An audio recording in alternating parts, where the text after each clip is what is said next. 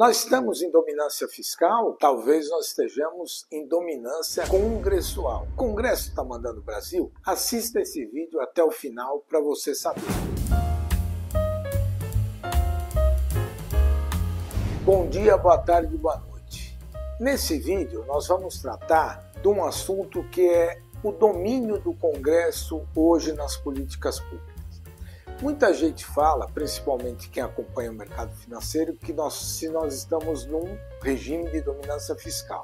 O que seria dominância fiscal? Dominância fiscal é uma hora que a questão fiscal, despesas e receitas estão tão desarrumadas que não adianta a política monetária, que é o Banco Central aumentar a Selic, aumentar a taxa de juros para conter a inflação. Então você está numa dominância fiscal. Mas eu acho que muito mais grave ou muito mais preocupante é que nós estamos numa dominância congressual. Ou seja, o Congresso está fazendo a sua parte e está exacerbando na sua parte e está tendo um poder, principalmente junto ao Executivo, maior do que a chamada harmonia entre os poderes. Ele está, de uma certa forma, coagindo o Executivo, que também não é nenhum santo e quando pode atua, e esse que é o mal. Então, esse domínio congressual é a hora que o Congresso prepondera e ele acaba impondo parte das suas vontades ao Executivo, que tem que fazer para conseguir as outras coisas. O que seria, num país normal, quando um governo é eleito, ele teria que ter uma maioria congressual que o permitisse implantar suas políticas públicas, as políticas que ele se comprometeu na campanha. Não é o que acontece no Brasil. O que é discutido da campanha depois não é mantido durante o período do mandato, e a interferência do Congresso atrapalha muito isso. Não é só o Congresso, mas o Congresso hoje está atrapalhando bastante. Ele acaba tendo um comportamento antagônico entre si, o Congresso, que as pessoas podiam mais radicais chamar de esquizofrênico. Ele mostra muita responsabilidade fiscal, quando, por exemplo, o governo mandou aquela lei isentando o pessoal até R$5.000 do imposto de renda, ele casou com a questão de cobrar dos mais ricos, etc. Então, naquela hora, o presidente do Congresso, o presidente do Senado, Rodrigo Pacheco, e o presidente da Câmara disseram: isso só passa se passar a questão da receita. Não vou dar isenção aqui e tal, porque nós temos responsabilidade com o fiscal. E, ao mesmo tempo, eles fizeram uma regra impedindo que o governo baixasse o valor das emendas, que o governo blindaram as emendas. Ou seja, esse gasto das emendas dele pode. O outro gasto que não pode, que é o problema do Brasil. Para mim, é assim, a lei se aplica para os outros. Para mim, eu tenho direitos a ter privilégios. Na verdade, ele não permitiria que esses gastos são compatíveis com o programa de governo ocorressem, porque ele não só está subindo com as emendas, como ele está pedindo que o governo diminua o gasto, mas não o dele.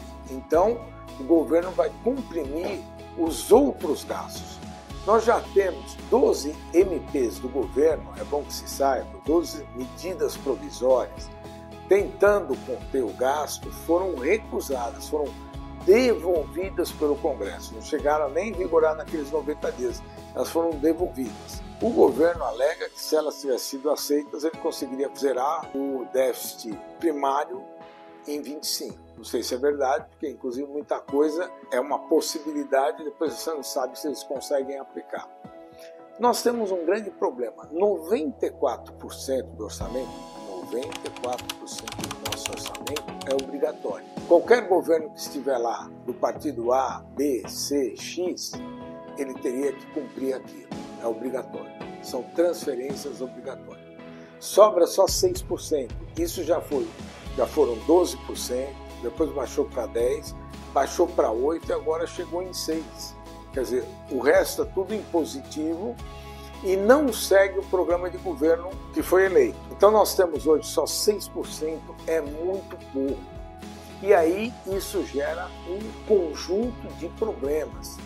Por quê? Aí o governo tenta retalhar o orçamento, puxando de um lado, puxando do outro, para atender o que ele quer, tenta negociar outra coisa, então você perde um rumo só, uma diretriz. Já não temos um projeto de país, não temos uma diretriz para os programas de governo. Além disso, o programa de governo não é claro nos seus objetivos principais, são programas atomizados, fragmentados, alguns são conflitantes, se chocam, e cada um é conforme o seu ministério, porque os ministérios foram divididos por vários partidos, que são partidos diferentes, e não só diferentes, são partidos que estão participando do governo federal e participando de governos estaduais de oposição ao governo federal. Então você não entende aonde que está a lógica da ideologia. Então são várias diretrizes e elas não convergem entre si.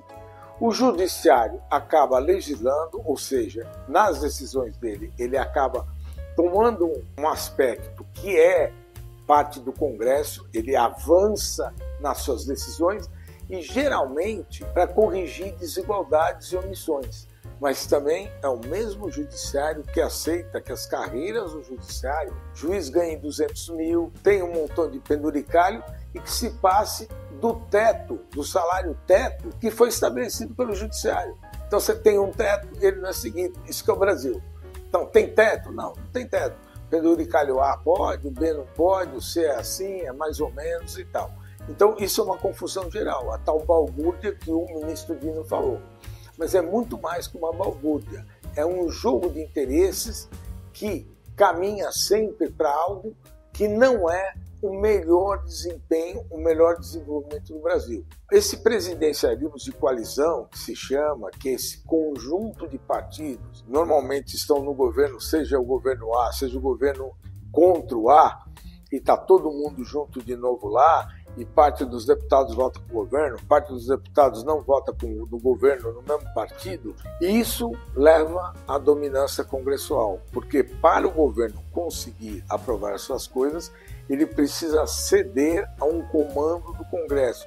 Não é uma articulação, não é uma negociação das prerrogativas do Congresso, é algo que vai além, porque, por exemplo, é totalmente absurdo que o Congresso continue a insistir com essas emendas secretas, com essas emendas que agora passaram a chamar emendas PIX.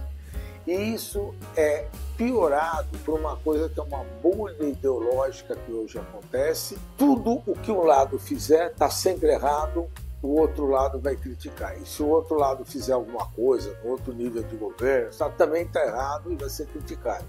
Então o que não acontece? Não acontece uma discussão séria, profunda da melhor política pública. O que acontece é, se vem do A, não serve, se vem do B, não presta. Junto com o domínio congressual, causa uma fragmentação, uma loucura, estilhaço para todo lado, ou seja, o Brasil joga boa parte do seu dinheiro, boa parte dos seus recursos, se perdem nesses vários segmentos que constituem esses partidos todos. Cada um preserva só o seu e não se tem um sentido de nação. Hoje nós temos uma falta de lideranças que funcionem como estadistas, como funcionou Juscelino Kubitschek, como nós tivemos outros estadistas no passado que pensaram primeiro na nação, primeiro no país, do que no interesse específico do partido A ou B, e falta um projeto de nação, antes do projeto pessoal de cada um.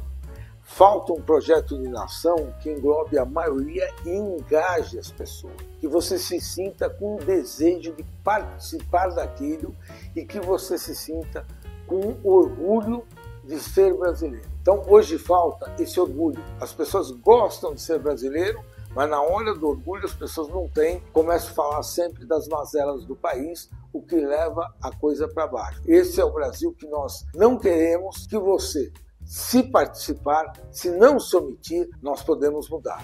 E você? O que você acha? Você acha que o Congresso atua demais ou ele atua fora dos interesses do Brasil? E se atua, por que é eleito este congresso. Participe, comente, se inscreva e compartilhe. Não se omita.